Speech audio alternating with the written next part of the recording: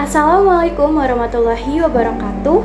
Halo semuanya, perkenalkan nama saya Romza dengan 3 digit NIM terakhir yaitu 225. Baik, di video kali ini saya akan membahas terkait salah satu materi pemecahan masalah yaitu tahapan pemecahan masalah. Nah, tapi sebelum saya membahas tahapan-tahapan pemecahan masalah itu ada apa aja sih? Saya akan menjelaskan pengertian dari pemecahan masalah itu sendiri.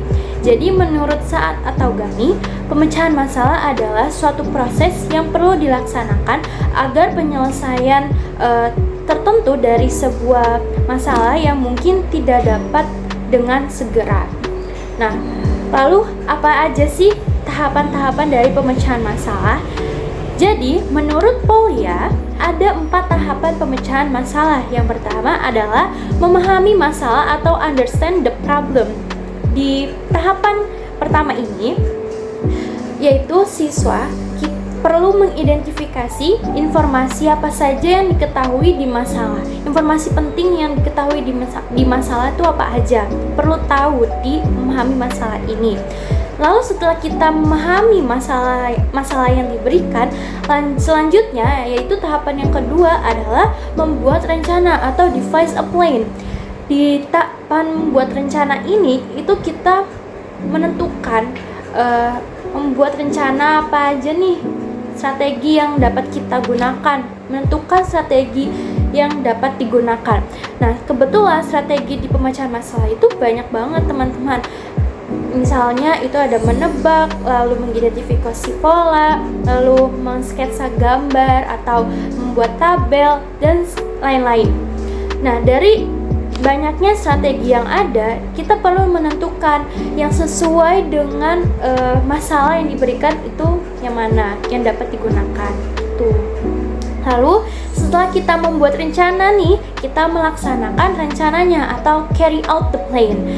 Kan kita sudah membuat rencana dengan menentukan strategi mana yang sesuai dengan masalah yang diberikan. Lalu setelah itu kita melaksanakan strateginya.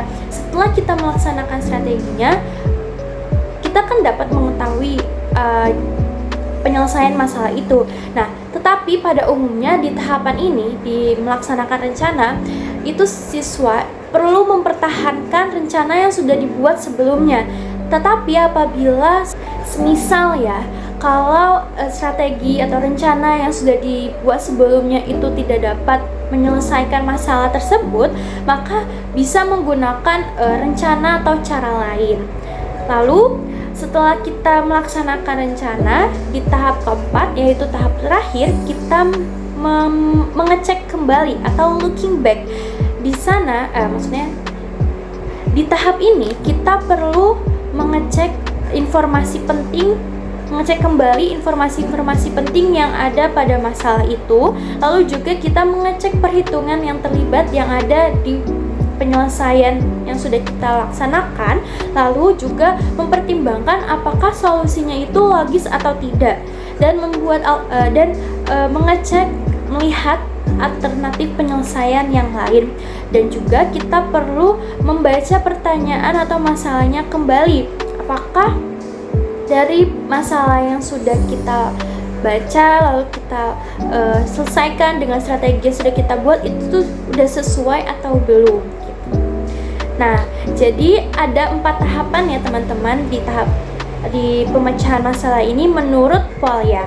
Mungkin itu saja pembahasan tahapan pemecahan masalah.